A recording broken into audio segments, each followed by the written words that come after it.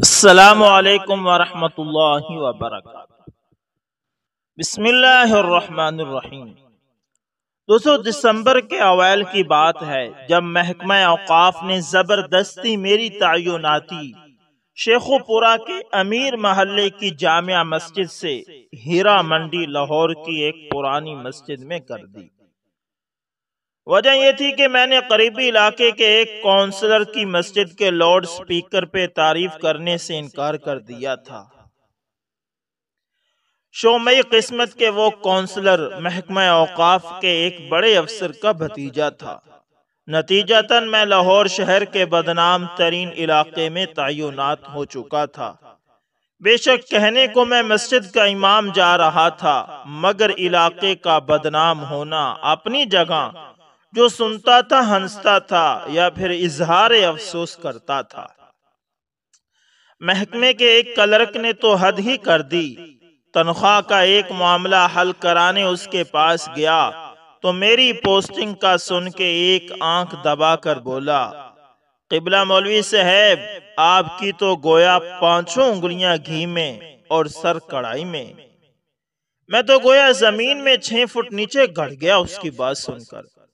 پھر اللہ بھلا کرے میری بیوی کا، جس نے مجھے تسلی دی اور سمجھایا کہ امامت ہی تو ہے کسی بھی مسجد میں صحیح، اور میرا کیا ہے، میں تو ویسے بھی گھر سے نکلنا پسند نہیں کرتی، پردے کا کوئی مسئلہ نہیں ہوگا، اور پھر ہمارے کون سے کوئی بچے ہیں کہ ان کے بگڑنے کا ڈر ہو۔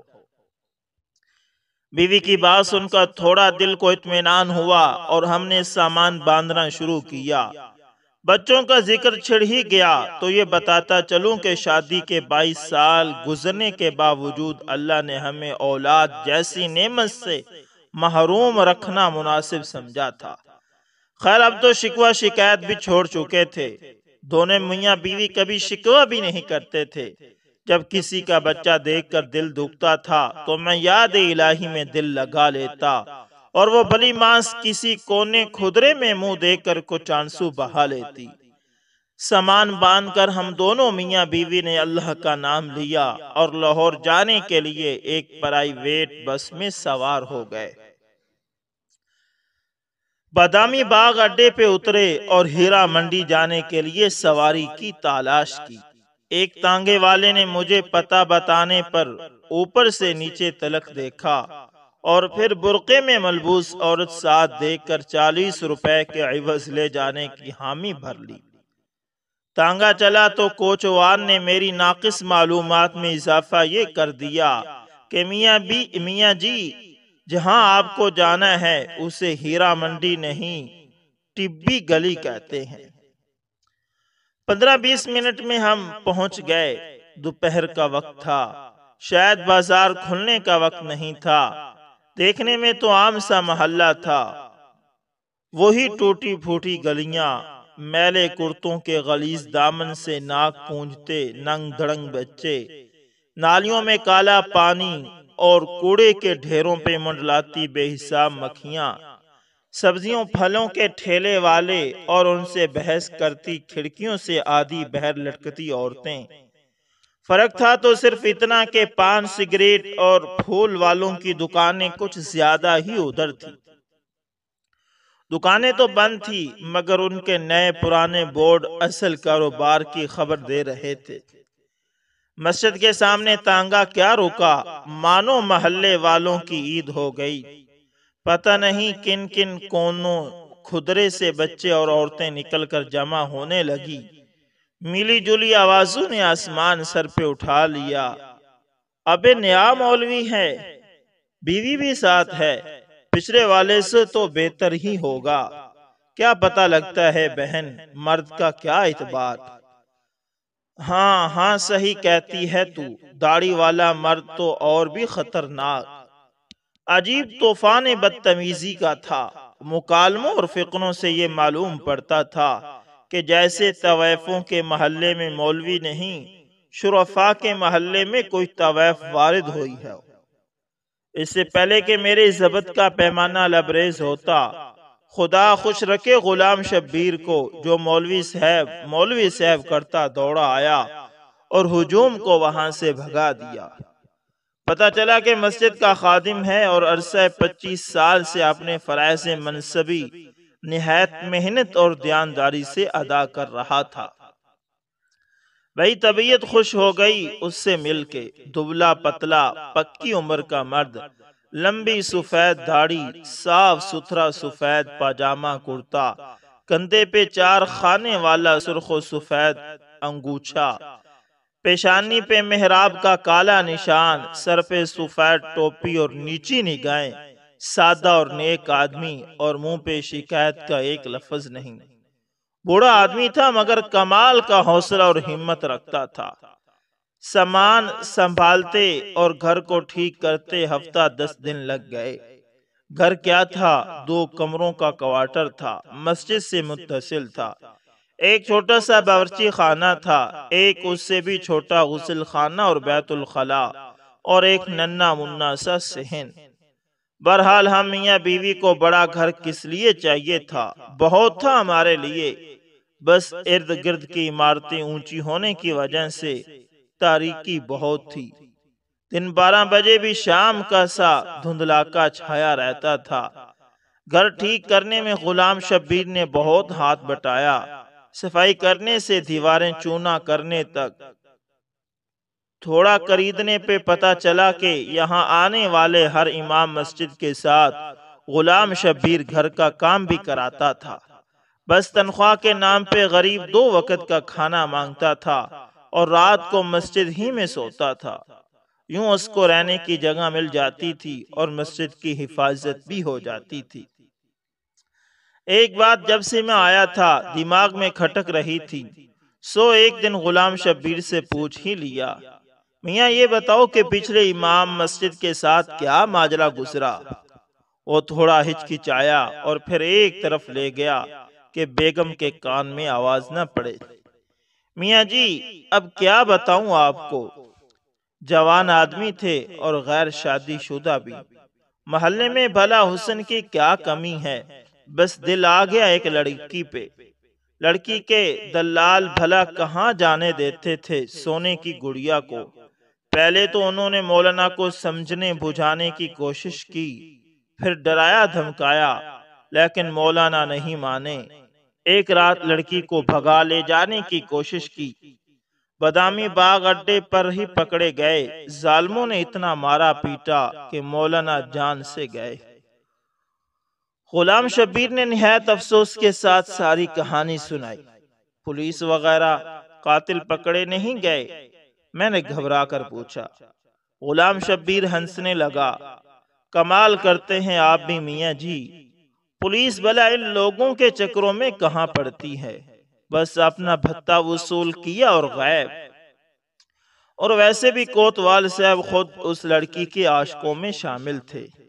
لا حول ولا قوت الا باللہ۔ کہاں اس جہنم میں میں پھنس گیا ہوں۔ میں یہ سب سن کر سخت پریشان ہوا۔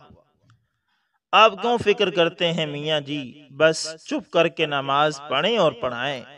دن کے وقت کچھ بچے آ جایا کریں گے، ان کو قرآن پڑھا دیں، باقی بس اپنے کام سے کام رکھیں گے تو کوئی تنگ نہیں کرتا یہاں۔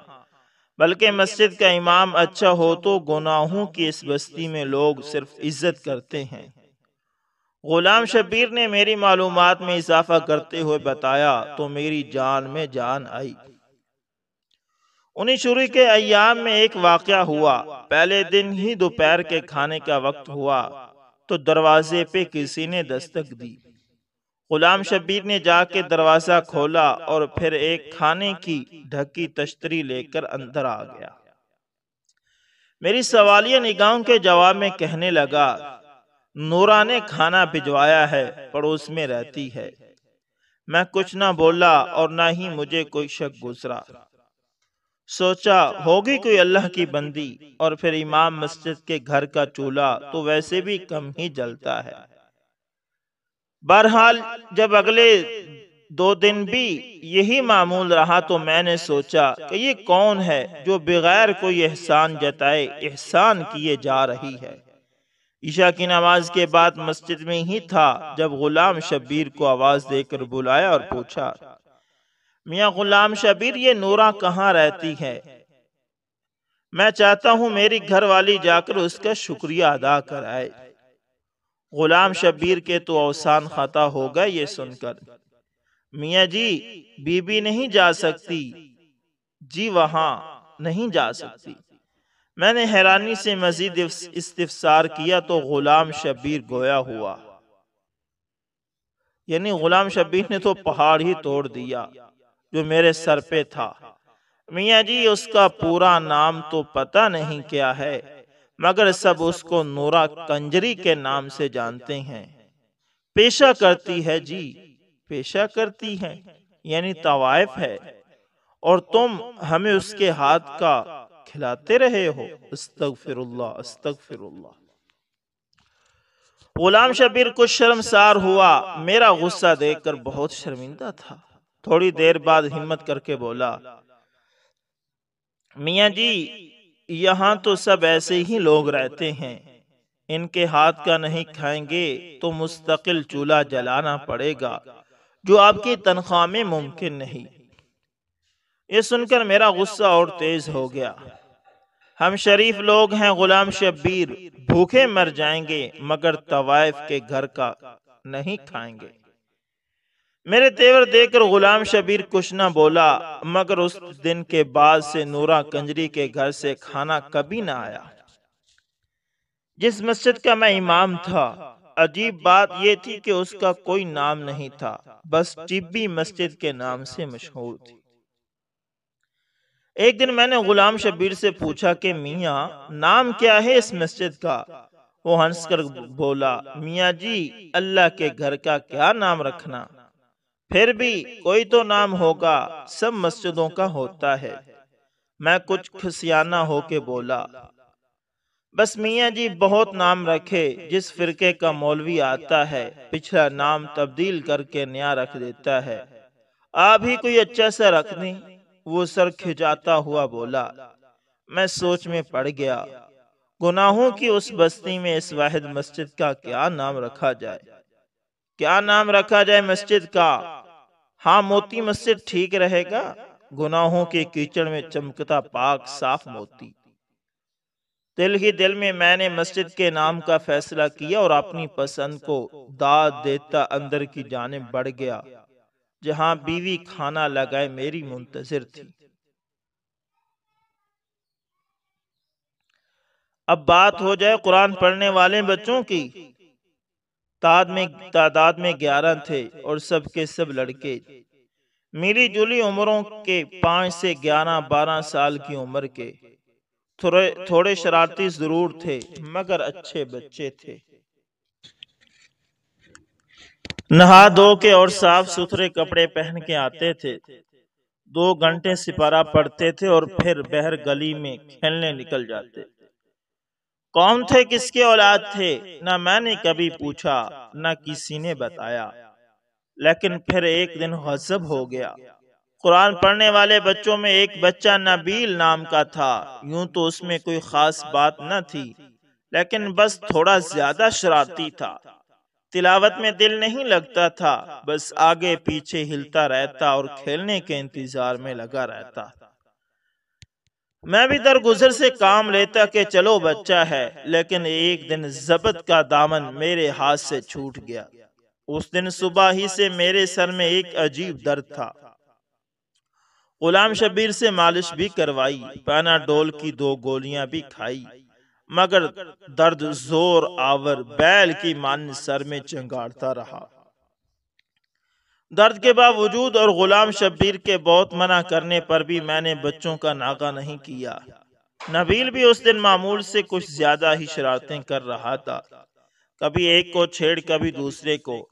جب اس کی حرکتیں حد سے بڑھ گئی تو یکایک میرے دماغ پر غصے کا بھوت سوار ہو گیا اور میں نے پاس رکھی لکڑی کی رحل اٹھا کر نبیل کے دے ماری۔ میں نے نشانہ تو کمر کا لیا تھا، مگر خدا کا کرنا ایسا ہوا کہ رحل بچے کی پیشانی پر جا لگی۔ خون بہتا دیکھ کر مجھے میرے سر کا درد بھول گیا اور میں نے گھبرا کر غلام شبیر کو آواز دی۔ وہ غریب بھاگتا ہوا آیا اور بچے کو اٹھا کے پاس والے ڈاکٹر کے کلینک پر لے گیا۔ خدا کا شکر ہوا کہ چوٹ گہری نہیں لگی تھی۔ مرم پٹی سے کام چل گیا اور ٹانکے نہ لگے۔ خیر باقی بچوں کو فارغ کر کے مسجد کے دروازے پہ پہنچا ہی تھا کہ چادر میں لپٹی ایک عورت نے مجھے آواز دے کر روک لیا۔ میں نے دیکھا کہ وہ عورت دہلیز پہ کھڑی مسجد کے دروازے سے لپٹی رو رہی تھی۔ 40-45 کا سن ہوگا، یعنی اتنی عمر ہوگی۔ معمولی شکل و صورت، سانولا رنگ اور چہرے پہ پرانی چیچک کے گہرے داغ، آنسوئیں میں ڈوبی آنکھیں اور گالوں پر بہتا کالا سرما، زیور کے نام پہ کانوں میں لٹکتی سونے کی ہلکی سی بالیاں اور ناک میں چمکتا سستا سرخ نگ کا لونگ۔ چادر بھی سستی مگر صاف ستھری اور پاؤں میں ہوائی چپل۔ کیا بات ہے بی بی، کون ہو تم؟ میں نے حیرانگی سے اسے پوچھا۔ میں نورا ہوں مولوی صاحب، اس نے چادر کے پلو سے ناک پونچھتے ہوئے کہا۔ نورا؟ نورا کنجری؟ میں تو گویا پاؤں تلے یعنی میرے تو پاؤں تلے سے زمین ہی نکل گئی۔ میں نے ادھر ادھر غلام شبیر کی تلاش میں نظریں دوڑائی، مگر وہ تو نبیل کی مرہم پٹی کرا کے اور اس کو اس کے گھر چھوڑنے کے بہانے نہ جانے کہاں غائب تھا۔ جی نورا کنجری، اس نے نظریں جھکائے اپنا نام کا اقرار کیا۔ مجھے کچھ دیر کے لیے اپنے منہ سے نکلنے والی اس کے گالی جیسی عرفیت پہ شرمندگی ہوئی، مگر پھر خیال آیا کہ وہ طوائف تھی، یعنی جو اسے میں نے نورا کنجری کہا تھا نا، کنجری، اس پر مجھے شرمندگی ہوئی۔ لیکن پھر مجھے خیال آیا کہ وہ طوائف تھی اور اپنی بری شہرت کی ذمہ دار خود ہے۔ شرمندگی تو اس کو ہونی چاہیے تھی، مجھے کیوں؟ پھر اچانک مجھے احساس ہوا کہ میری موتی جیسی مسجد میں اس طوائف کا ناپاک وجود کسی غلاظت سے کم نہیں تھا۔ بہر نکل کے کھڑی ہو، مسجد کو گندا نہ کر بی بی۔ میں نے نفرت سے بہر گلی کی جانب اشارہ کیا۔ اس نے کچھ اس حیرانگی سے آنکھ اٹھا کے میری طرف دیکھا کہ جیسے اسے مجھ سے اس رویے کی امید نہ ہو۔ ڈبڈبائی آنکھوں میں ایک لمحے کے لیے کسی انگہی فریاد کی لو بھڑکی، لیکن پھر کچھ سوچ کر اس نے آنسوؤں کے پانی میں احتجاج کے ارادے کو غرق کیا اور بغیر کوئی اور بات کیے چلی گئی۔ میں نے بھی نہ روکا کہ پتہ نہیں کس ارادے سے آئی تھی۔ اتنی دیر میں غلام شبیر بھی پہنچ گیا۔ کون تھی میاں جی، کیا چاہتی تھی؟ غالباً اس نے عورت کو تو دیکھا تھا مگر دور سے شکل نہیں پہچان پایا۔ نورا کنجری تھی، پتہ نہیں کیوں آئی تھی، مگر میں نے بھی وہ ڈانٹ پلائی کہ آئندہ اس پاک جگہ کا رخ نہیں کرے گی۔ میں نے داد طلب نظروں سے غلام شبیر کی طرف دیکھا، مگر اس کے چہرے پر ستائش کی جگہ افسوس نے ڈیرے ڈال رکھے تھے۔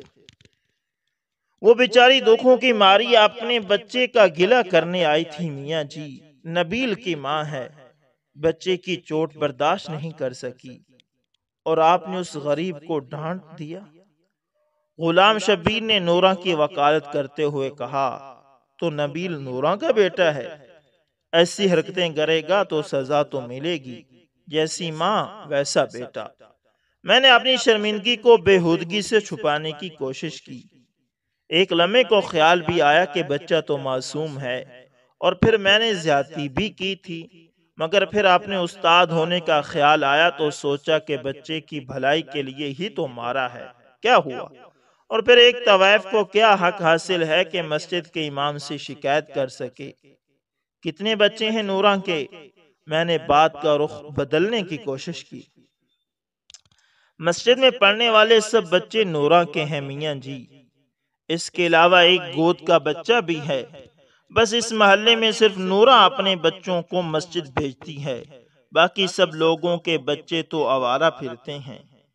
غلام شبیر کی آواز میں پھر نورا کی وکالت گونج رہی تھی۔ میں نے بھنا کر جواب دینے کا ارادہ کیا ہی تھا کہ کوتوال صاحب کی گاڑی سامنے آ کر رکی۔ خود تو پتہ نہیں کیسا آدمی تھا، مگر بیوی بہت نیک تھی۔ ہر دوسرے تیسرے روز ختم کے نام پر کچھ نہ کچھ میٹھا بھجوا دیتی تھی۔ اس دن بھی کوتوال کا دلی جلیبیاں دینے آیا تھا۔ گرما گرم جلیبیوں کی اشتہا انگیز مہک نے میرا سارا غصہ ٹھنڈا کر دیا اور نوراں کنجری کی بات آئی گئی ہو گئی۔ یہ نبیل کو مار پڑنے کے کچھ دنوں بعد کا ذکر ہے۔ عشاء پڑھا کے میں غلام شبیر سے ایک شرعی معاملے پر بحث میں الجھ گیا تو گھر جاتے کافی دیر ہو گئی۔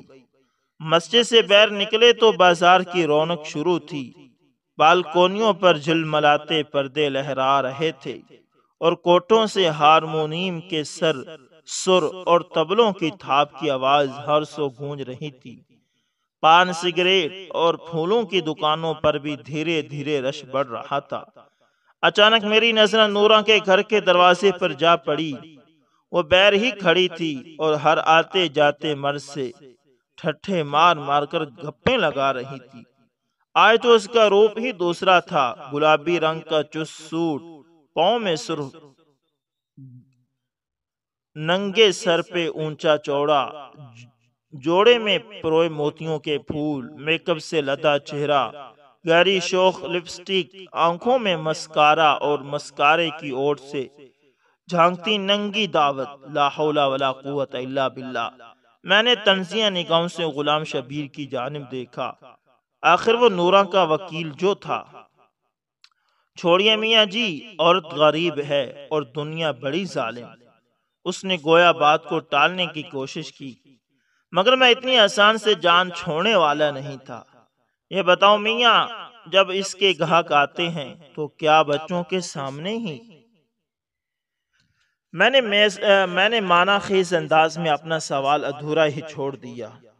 میاں جی، ایک تو اس کے بچے صبح سکول جاتے ہیں اور اس لیے رات کو جلدی سو جاتے ہیں۔ دوسرا، مہمانوں کے لیے بہر صحن میں کمرہ الگ رکھا ہے۔ غلام شبیر نے ناگوار سے لہجے میں جواب دیا، استغفر اللہ استغفر اللہ۔ میں نے گفتگو کا سلسلہ وہی ختم کرنا مناسب سمجھا، کیونکہ مجھے احساس ہو چکا تھا کہ غلام شبیر کے لہجے سے جھانکتی ناگواری کا رخ نوراں کی جانب نہیں تھا۔ اس کے بعد نوراں کا ذکر میرے سامنے تب ہوا جن دنوں میں اپنے اور زوجہ کے لیے حج بیت اللہ کی غرض سے کاغذات بنوا رہا تھا۔ اس غریب کی بڑی خواہش تھی کہ وہ اور میں اللہ اور اس کے نبی پاک صلی اللہ یعنی میری بیگم کی آپ صلی اللہ علیہ وسلم کی خدمت میں پیش ہوں اور اولاد کی دعا کریں۔ میرا بھی من تھا کہ کسی بہانے سے مکہ مدینے کی زیارات ہو جائیں۔ نام کے ساتھ حاجی لگا ہو تو شاید محکمے والے کسی اچھی جگہ تبدیلی کر دے۔ زوجہ کا ایک بھانجا انہی دنوں وزارات مذہبی امور میں کلرک تھا۔ اس کے وساطت سے درخواست کی قبولی کی کامل امید تھی۔ کاغذات فائل میں اکٹھے کیے ہی تھے کہ غلام شبیر ہاتھ میں کچھ اور کاغذات اٹھائے پہنچ گیا۔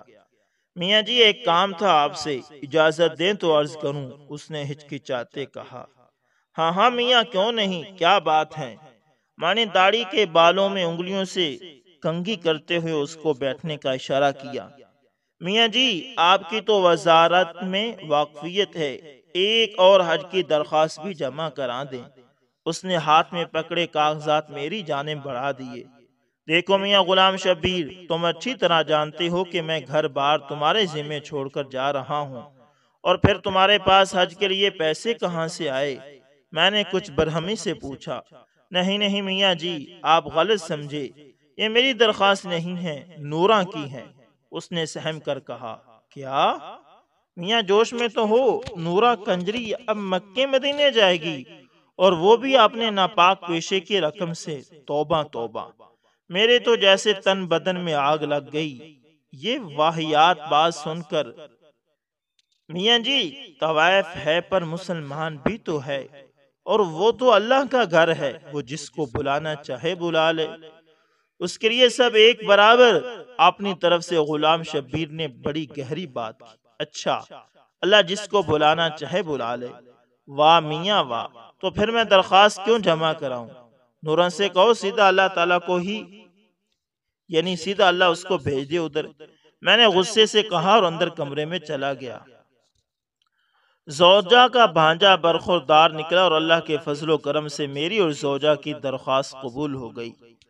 ٹکٹ کے پیسے کم پڑے تو اسی بھلی لوگ کے جہیز کے زیور کام آ گئے۔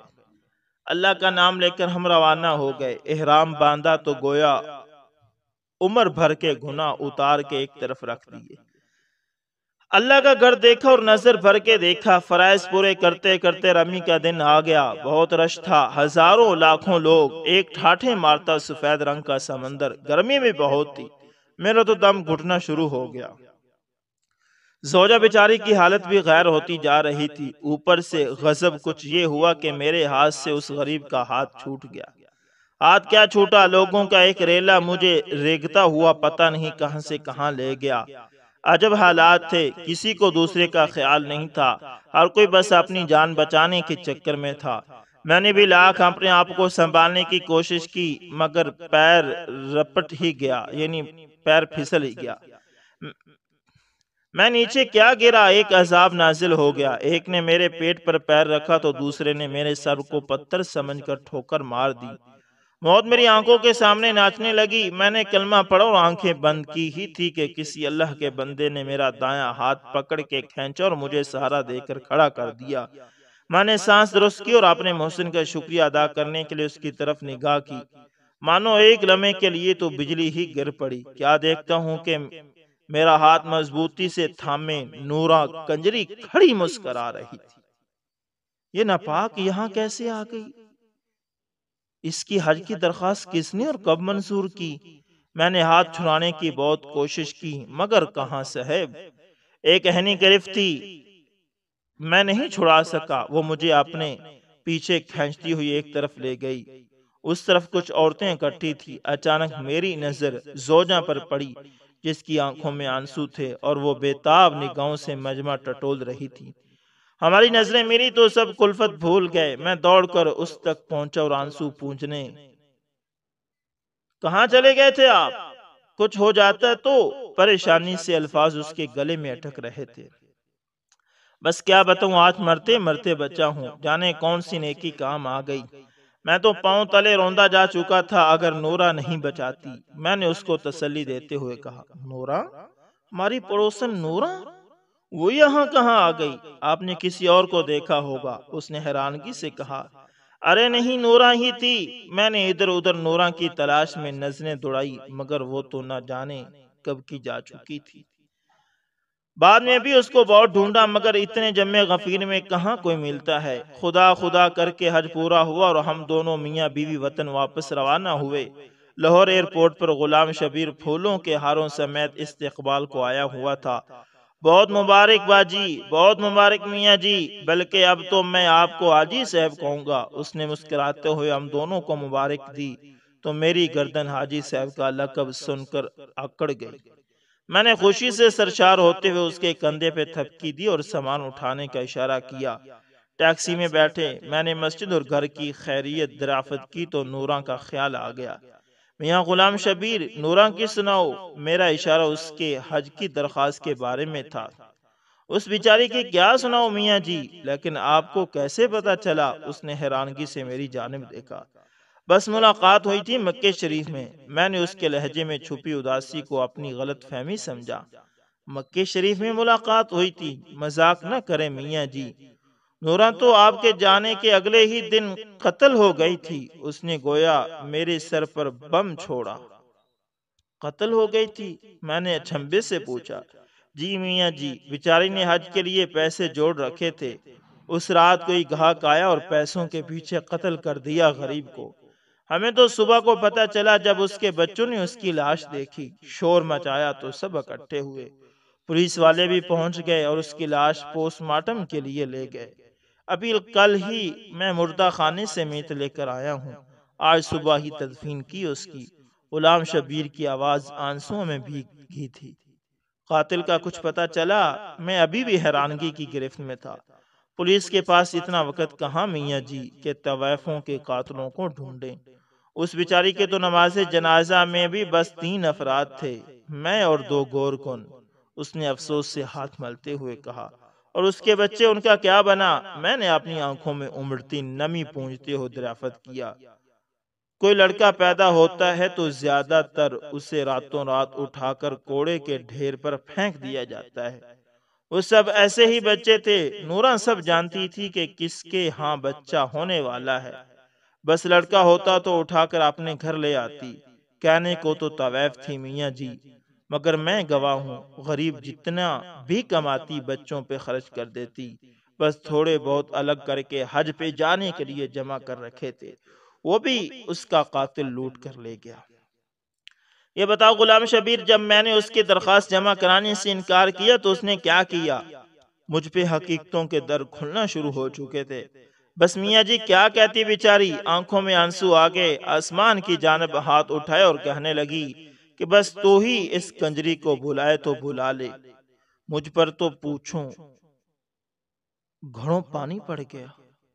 تعصف کی ایک آندھی چل رہی تھی، ہوا کے دوش میری خطائیں اڑ رہی تھی، گناہوں کی مٹی چل رہی تھی اور میری آنکھیں اندھیائی جا رہی تھی۔ آپ کیوں روتے ہیں میاں جی؟ آپ تو ناپاک کہتے تھے اس کو۔ غلام شبیر نے حیرانگی سے میری آنسوں سے تر داڑھی دیکھتے ہوئے کہا، کیا کہوں غلام شبیر کہ کیوں روتا ہوں؟ وہ ناپاک نہیں تھی، ناپاک تو ہم ہیں جو دوسروں کی ناپاکی کا فیصلہ کرتے پھرتے ہیں۔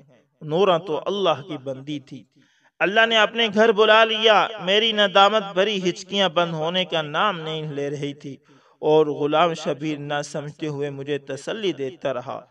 ٹیکسی محلے میں داخل ہوئی اور مسجد کے سامنے کھڑی ہو گئی۔ اترا ہی تھا کہ نورا کے دروازے پہ نظر پڑی، ایک ہجوم اکٹھا تھا وہاں پر۔ کیا بات ہے غلام شبیر، لوگ اب کیوں اکٹھے ہیں؟ میاں جی میرے خیال میں پولیس والے ایدھی سینٹر والوں کو لے کے آئے ہیں، وہی لوگ بچوں کو لے جائیں گے، ان غریبوں کی کوئی دیکھ بھال کرنے والا نہیں ہے۔ غلام شبیر نے کچھ سوچتے ہوئے کہا۔ میں نے زوجہ کا ہاتھ پکڑا، غلام شبیر کو پیچھے آنے کا اشارہ کرتے ہوئے نورا کے دروازے کی جانب بڑھ گیا۔ کہاں چلے میاں جی؟ غلام شبیر نے حیرانگی سے پوچھا۔ نورا کے بچوں کو لینے جا رہا ہوں، آج سے وہ میرے بچے ہیں، اور ہاں مسجد کا نام میں نے سوچ لیا ہے، آج سے اس کا نام نورا مسجد ہوگا۔ اللہ اکبر، اللہ اکبر۔ تو امید کرتا ہوں ویڈیو اچھی لگی ہوگی، پسند ہے تو لائک شیئر کمنٹ لازمی کریں، اور اگر آپ ہمارے چینل ایس انفارمیشن ٹی وی پر نئے تو اس کو لازمی سبسکرائب کریں اور ساتھ میں بیل کے نشان کو دبانا نہ بھولنا، تاکہ ہر نئی ویڈیو کا نوٹیفیکیشن آپ لوگوں تک پہنچتا رہے۔ تو دوستوں ملتے ہیں کسی نیکسٹ اچھی سی ویڈیو کے اندر، تب تک کے لیے اللہ حافظ، جزاکم اللہ خیر۔